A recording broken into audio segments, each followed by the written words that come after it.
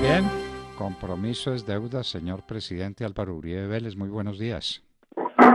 Doctor Fernando, muy buenos días a usted, al equipo periodístico que lo acompaña y a todos los oyentes de la Hora de la Verdad. Señor presidente, los colombianos estamos indignados. Me parece que esa es la palabra permanente entre las muchas emociones que tenemos. Sorprendidos, molestos, indignados con la decisión de la Corte Constitucional que permite que en los parques, en cualquier sitio público, se utilice droga defendiendo el libre desarrollo de la personalidad. Pero más allá de eso, a nosotros nos parece que esa es la legalización de la droga, porque si a mí me está permitido usarla, no me puede estar permitido adquirirla. Sería una contradicción. Usted úsela, pero no la adquiera. Entonces, si soy libre para adquirirla, está libre el comercio de droga, es decir, el microtráfico. Su opinión sobre estos temas, señor presidente. Totalmente de acuerdo, doctor Fernando. Ayer alguien defendiendo el fallo de la Corte Constitucional decía que el fallo no la legaliza, pero uno no tiene que agregar más palabras a las que acabamos de escucharle a usted.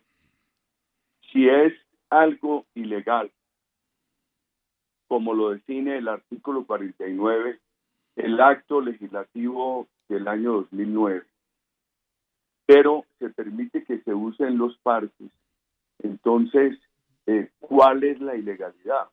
Es una legalización. Y la semana pasada leía yo que Colombia es de los pocos países del mundo que permite hoy que se fumen, que se consuman estas drogas en los parques. Gravísimo, gravísimo eso. Por eso hoy el partido está en una acción permanente a ver cómo vamos a responder a esto. Hoy hay una reunión de algunos integrantes del partido, de personas preocupadas por este tema en la Plaza de Bolívar a las 6:30 de la tarde, y estamos estudiando varias alternativas. Una puede ser con otros partidos agitar el tema de la papeleta en las elecciones de octubre. Esto es de una gravedad excepcional que se une, señor presidente, a otros hechos.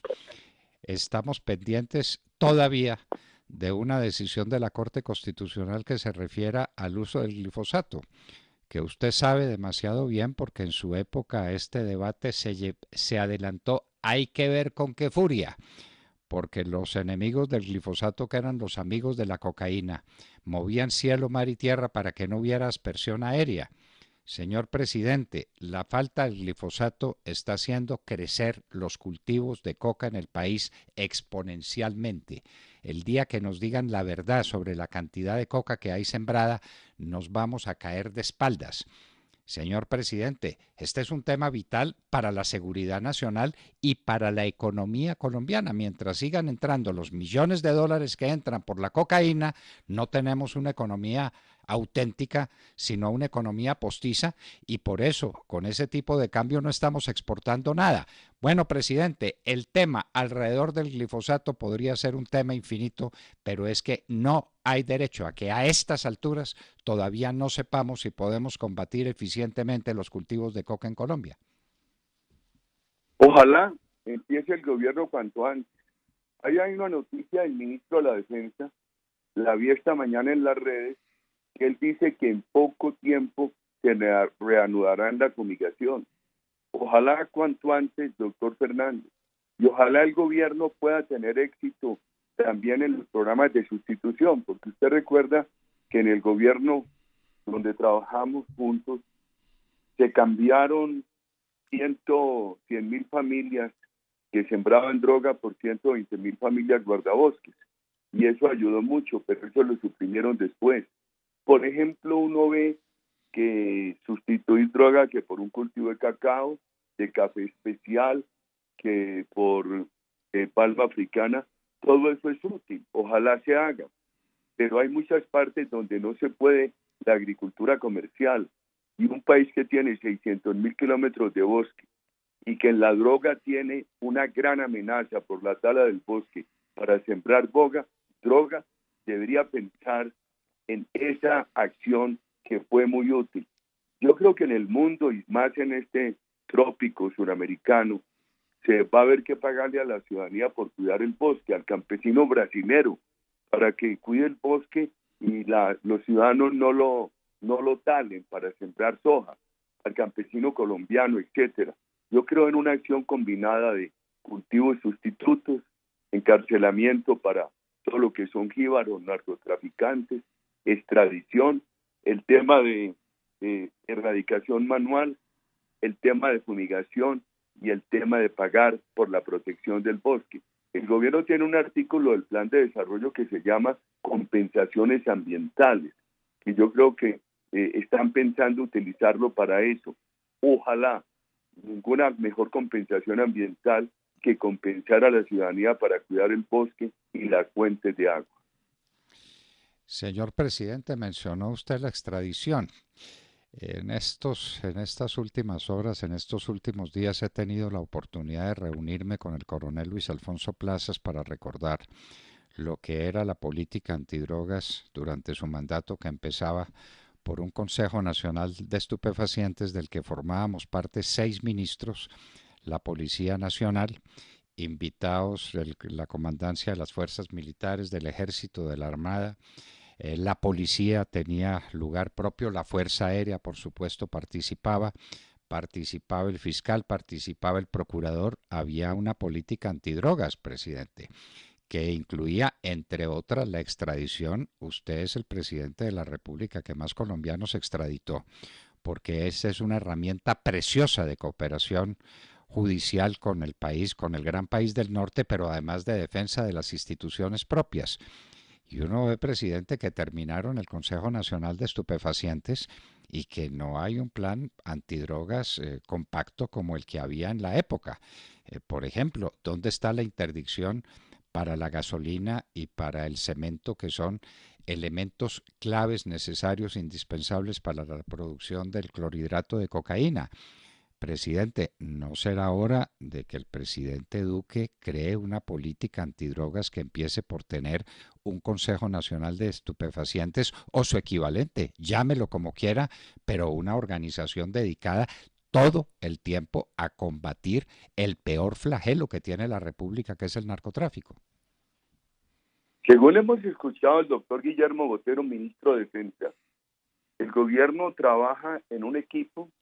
Yo no sabría esa parte institucional, cómo está operando doctor Fernando. Lo que creo urgente es la reanudación de la fumigación. Eso es urgente, eso no da plazo. Y, por ejemplo, yo entiendo que en el tema de extradición, en el gobierno se ha venido aplicando la extradición. Hay un problema grave, que es ese problema de Santrich, que tanto ofende a un amplio sector de la opinión pública colombiana. Lo ofende, y tanto ofende a los Estados Unidos, y tanto nos preocupa, presidente, porque estamos en vísperas, a muy pocos meses, 2 meses y medio, de la certificación de los Estados Unidos a los países que cooperan en la lucha antidrogas. ¿Será que nos estamos arrimando peligrosamente a una desertificación? No se puede descartar, pero a uno lo preocupa es la anterior administración de Estados Unidos, cómo apoyó todo ese acuerdo con la FARC. Inclusive la anterior administración de Estados Unidos pudo haber ayudado para que después de que el no ganó el plebiscito, se hubieran hecho unas reformas de fondo, y no ayudó. Al contrario, validó todo ese engaño del gobierno Santos. Y mandaron aquí un señor Aaron, que es un hombre de negocios y que ha tenido negocios en zonas de FARC, simplemente a validar esa entrega del gobierno anterior a la FARC.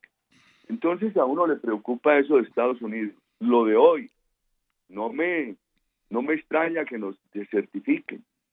Eso es un riesgo muy alto. Ojalá rápidamente, porque el tema de certificaciones agosto-septiembre. Ojalá rápidamente el gobierno pueda reiniciar la fumigación y se haya resuelto este tema del señor Santrich. Sería una tristeza que cuando aquí hay toda una decisión contra el narcotráfico, un pueblo que en su inmensa mayoría lo combate, odia el narcotráfico, un gobierno comprometido con el tema, entonces ahora resultemos desertificados. Yo creo que pues uno pedirle a las Cortes esto es muy difícil, pero las Cortes ellas constituyen una rama del poder público y están obligadas también a ayudar al buen nombre de Colombia, a ayudar con sus decisiones a que se eviten a que se evite ese riesgo que usted anota, doctor Fernando, de la desertificación. Presidente, la pregunta que le voy a hacer no es tan inocente como parece, pero quiero preguntarle a un experto como usted en materia pecuaria, ¿qué opinaría de un ganadero que tuviera 12.000 reses, 12.000 cabezas de ganado? ¿Qué opinaría de un ganadero Que que tuviera tuviera 12.000, sí, exactamente, aquí en Colombia. en Colombia? Yo creo que eso es muy escaso, doctor Fernando. En Brasil es muy común. Y en los Estados Unidos. Pero es que le acaban de hacer incautación de bienes a un tal Marquitos, que ni sabíamos quién era, y a Marquitos le encontraron 12.000 cabezas de ganado. Y es uno, las cabezas de ganado que tienen las FARC no tienen cuento, no tienen cuento. Por ahí hacíamos algunos cálculos y encontrábamos que lo único más grande que hay en América en materia de tierra ganadera y de ganado es el King Ranch de los Estados Unidos. Ahí no valen las ganaderías del Brasil. Entonces, presidente, la pregunta es, ¿cuándo vamos a volver a tener una extinción de dominio? El presidente Duque la prometió en su campaña no una vez, sino muchas, la extensión de dominio express, que la teníamos en la época suya a partir de la ley de extinción de dominio que logramos hacer aprobar a finales del año 2002. Si no le quitamos los bienes a los bandidos, presidente, ¿no hemos perdido la batalla? ¿Por qué delinquen los bandidos? ¿Por altruismo, por ilusiones, por principios políticos o por la plata? Yo creo, doctor Fernando, que la intervención de la Fiscalía en este caso de Marquito ya se hizo. Yo lo he estado leyendo en las redes, inclusive hay un problema que en alguna forma me afecta, que es este. Al parecer, según dicen las noticias, él tenía sociedad con un señor de Valledupar, destacado allá, lo tenían con muy buena reputación, El quien Ñeñe fue asesinado, Hernández. en Brasil hace 1 o 2 meses. Inclusive ese señor se había arrimado al partido y cuando dijeron, entonces me dijeron de Valledupar, mire, mataron a este señor, es un señor muy prestigioso aquí. Yo mismo saqué una nota de pésame en las redes y después vi esa intervención de la Fiscalía a él y a Marquitos. A él lo asesinaron, esa es la noticia que tengo. Señor presidente, el problema no es que la fiscalía se incaute de bienes de los narcotraficantes, sino que los jueces dicten sentencias definitivas de que conviertan esa incautación en una transferencia de los bienes a la nación. Y esas sentencias son las que no aparecen. Los procesos los enredaron, las leyes que hicimos aprobar en su momento las convirtieron en una guarida de refugio para los maleantes con toda clase de recursos y con toda clase de garantías procesales que hacen que los procesos sean interminables. Presidente, sentencias definitivas. Mientras tanto, esos bienes rodando por ahí, usted sabe a cuáles corrupciones se prestan y con cuáles contrasentidos morales estaríamos trabajando. La ley de extinción de dominios, yo me permito insistir en eso, presidente, su parecer, porque en su tiempo fuimos muy eficaces en esa tarea. Lo que he escuchado ahora es que con la legislación que hay pueden ser más ágiles, pero lo revisamos, doctor Fernando, y si hay que simplificar, pues volvemos a presentar un proyecto, ya tocará el 20 de julio, porque el Senado tierra mañana, pasado mañana. Y hay otro tema que es el de la monetización. El gobierno tiene la facultad para monetizar esos bienes, venderlos. Y si no hay sentencia definitiva, dejar una garantía para que en el evento de que se perdiera la acción judicial contra el supuesto propietario ilícito, a ese supuesto propietario ilícito se le dé una indemnización monetaria. Pues es que con esas ventas o con esa monetización tendríamos espacio suficiente para desarrollar cuántos proyectos productivos para sembradores de coca, cultivadores de coca que quieran seguir siendo campesinos y que quieran ingresar a la vida productiva del país. Esas serían posibilidades inmensas. Y presidente, hay otros temas que son fundamentales. El ministro de Hacienda acaba de dar unas declaraciones que por una parte nos alientan y por otra nos sorprenden. Dice que ya no habrá más reformas tributarias porque lo que sigue de aquí es la austeridad en el gasto público. Nos alienta porque eso tiene que ser así, pero nos sorprende que eso no estuviera en marcha desde hace 10 meses cuando se posesionó el señor presidente Duque, porque eso es definitivo, presidente. A esa administración pública hay que peluquearla como lo que usted hizo con una reforma administrativa que tal vez el país no ha comprendido suficientemente. La reforma administrativa que usted hizo, contando con el trabajo de una mujer excepcional y extraordinaria, eh, no se ha considerado lo suficiente. ¿No cree que estamos en horas de hacer algo parecido? Doctor Fernando, a ver, primero, la administración Santos hizo tal expansión burocrática que le sumó 90.000 empleados.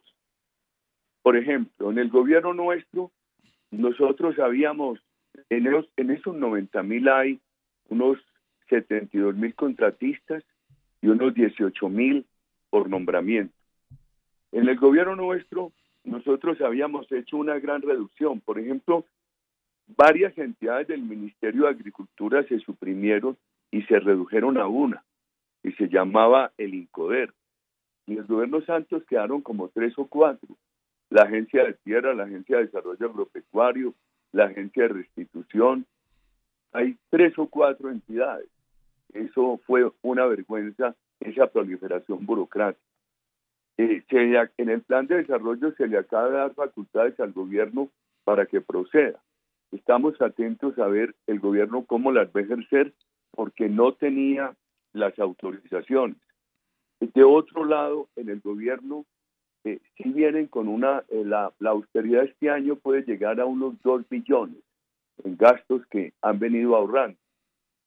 Eso les va a permitir, ellos ya están hablando en el gobierno de un superávit primario del 0,4, sería la primera vez que el país tendría superávit primario en muchos años, y de una reducción del déficit de este año puede ser al 2,4 y el año entrante al 2,2.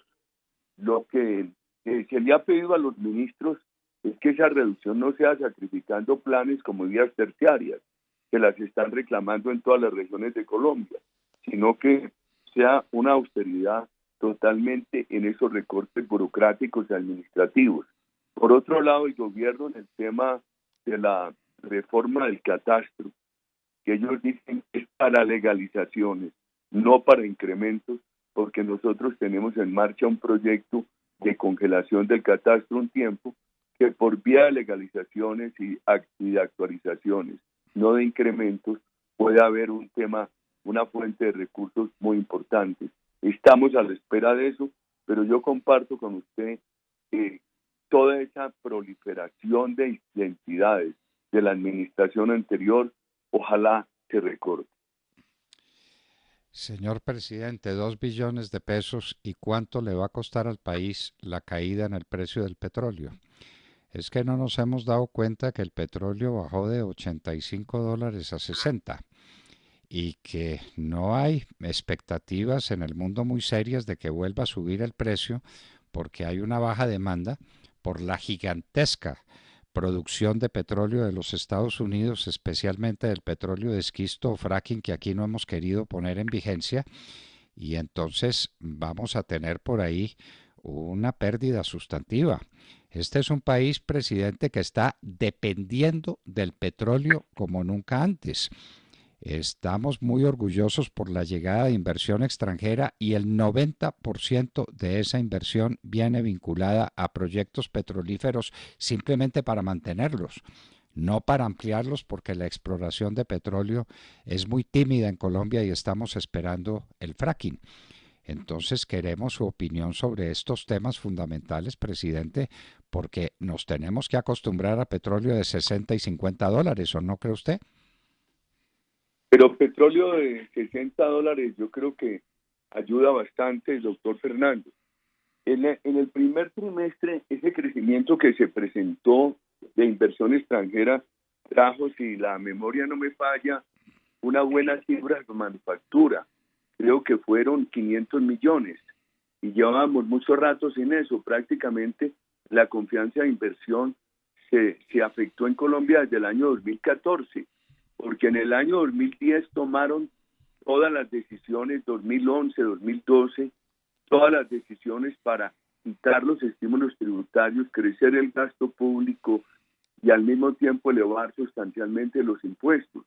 Y eso se empezó a reflejar en menos inversiones a partir del año 2014, porque siempre las decisiones que se toman para poder aumentar inversiones, pasa un tiempo entre las decisiones que toma el Estado y aquello de que se note la llegada de nuevas inversiones. Y cuando se toman las decisiones contrarias, decisiones que desmotivan inversiones, también pasa un tiempo para que se vea la reducción de inversiones. Esas decisiones de 2011, 2012 se tradujeron o se empezaron a expresar en 2014, 2015 y a partir de ahí cuando empezaron a reducirse las inversiones en Colombia. Nosotros tenemos confianza que la reforma tributaria, el plan de desarrollo, la ley TIC, todo eso va a aumentar la inversión en el país.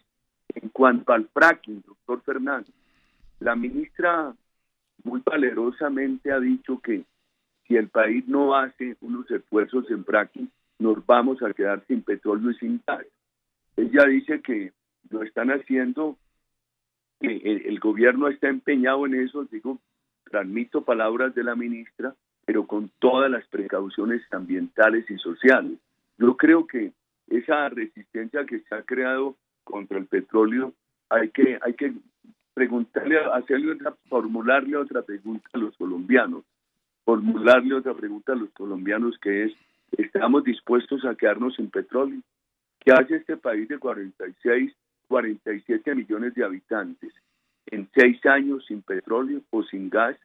Todavía falta 5 o 6 millones de hogares colombianos por conexión al gas. Todo el mundo le reclama a uno conexión al gas natural.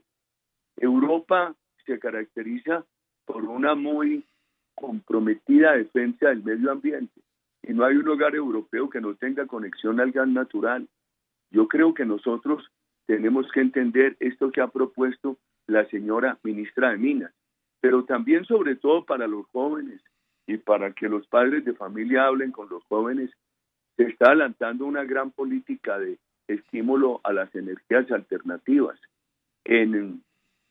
Ya lo adjudicado debe instalar paneles, parques solares para 1.300 megas. Eso ya sería un porcentaje muy significativo de lo que es la potencia energética de Colombia, en la potencia instalada en toda la capacidad de generación del país. 1.300 megas en energía solar es muy buen paso. Entonces el tema del petróleo, del gas, el tema del fracking, el tema de la inversión. Y confiemos que las buenas cifras del primer trimestre en materia de inversión, donde aparecen unos 500 millones de dólares en el tema manufacturero, se vayan repitiendo trimestre tras trimestre. Sí, presidente, porque tenemos una balanza comercial enormemente deficitaria. Estamos aumentando el déficit en cuenta corriente al doble, fue lo que denunció el gerente del Banco de la República, que me parece que tuvo la transparencia contra el país de contarnos un poco de verdades, que si fueron oportunas, que si antes nos lo había dicho, eso es otra realidad. Pero lo cierto es que tenemos una balanza comercial dramáticamente deficitaria, entre otras razones porque no estamos exportando. No hay competitividad, no estamos exportando y tenemos una dependencia del petróleo gigantesca. Usted dice que le preguntemos a los colombianos si se quieren quedar sin petróleo. Si nos quedamos sin petróleo, nos tenemos que ir a otra parte. Yo no sé a cuál, porque en todo caso no será Venezuela, pero el país no es viable sin petróleo y el país no es viable sin un proyecto de fomento a las exportaciones enormes. Y perdóneme que le complique un poco la pregunta, pero hay buenas noticias.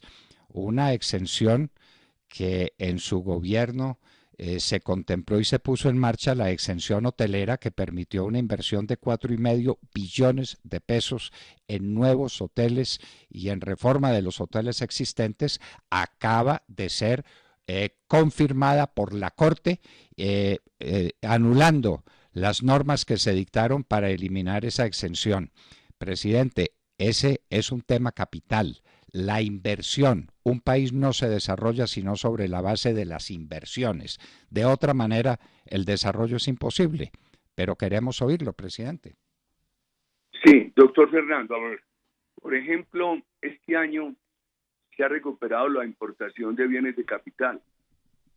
Inicialmente se traduce negativamente en la balanza, pero le ayuda mucho a que el país vuelva a tener formación bruta de capital. Porque aquí no solamente hay que ver la inversión, sino cuánta de esa inversión agrega activos productivos.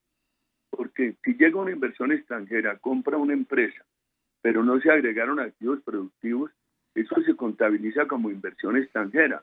Pero hay que ir a la otra cuenta. ¿Cuál es la expansión de activos productivos? Es la que se titula como formación bruta de capital. La información que da el Ministerio de Hacienda es que ha venido recuperándose la formación bruta de capital. Ojalá. En cuanto a estímulos, por ejemplo, veamos la tarifa de renta. La tarifa de renta en 3 años baja al 30 gradualmente. Ya el año entrante los contribuyentes, las empresas contribuyentes van a tener el primer alivio. Segundo, bienes productivos que se adquieran este año para expandir empresas, el año entrante puede restar el IVA. Yo confiaría que eso ayude mucho. Veamos, pequeñas empresas que facturen hasta 2.600 millones de pesos al año, tienen una tarifa entre el 2 y el 13%. Eso también debería ayudar mucho. Tiendas, si vamos a una tienda de Bogotá ahora y compramos una caja de expreso de gaseosa, nos cobran el IVA plurifásico, perdón. Si vamos a la Olímpica, al Éxito, alguno de estos almacenes de cadena, vamos a comprar esa caja de cerveza o de gaseosa, nos cobran el IVA plurifásico. Si vamos a una tienda, no lo cobran. La pequeña empresa, la tienda, quedan con muchas ventajas. Mire esto, doctor Fernando. Si una pequeña empresa le tiene que pagar a la nación el año entrante 100 pesos por impuestos, pero le pagó a la ciudad donde opera, estamos hablando de Bogotá, le pagó a Bogotá 50 pesos por ICA. Esa pequeña empresa no le va a pagar a la nación sino 50, porque a los 100 pesos de impuestos que la nación le liquidó, le tiene que restar por la nueva reforma 50 pesos del ICA, el 100%. Una mediana y gran empresa. En el caso, con las mismas cifras, 100 pesos liquidados en favor de la nación, le pagó 50 por ICA a Bogotá. Tendría derecho el año entrante a restar la mitad de ese ICA, o sea, a restar 25. O sea que de 100 liquidados en favor de la nación, solo le pagaría a la nación 75. Pero va disminuyendo, va aumentando gradualmente hasta poder descontar en los 2 años siguientes el 100% del ICA. Nosotros confiamos que estímulos como estos vayan ayudando a recuperar la economía, doctor Fernando. Bueno, señor presidente, sabemos de sus ocupaciones. Nos dijo que no podía sobrepasar esta hora en la que andamos, pero yo no quiero cortar sin que usted invite a nuestros compatriotas al plantón que se haga en defensa de los niños, de los jóvenes, de la defensa de lo que se llamó alguna vez y esperamos que siga teniendo algún sentido, las buenas costumbres, en protesta contra un fallo inaudito que permite que se utilice el trago, el licor y las drogas, sobre todo en los espacios públicos. Doctor Fernando, es a las 6:30 de la tarde en la Plaza de Bolívar. Pero mire, yo le quiero decir esto a usted.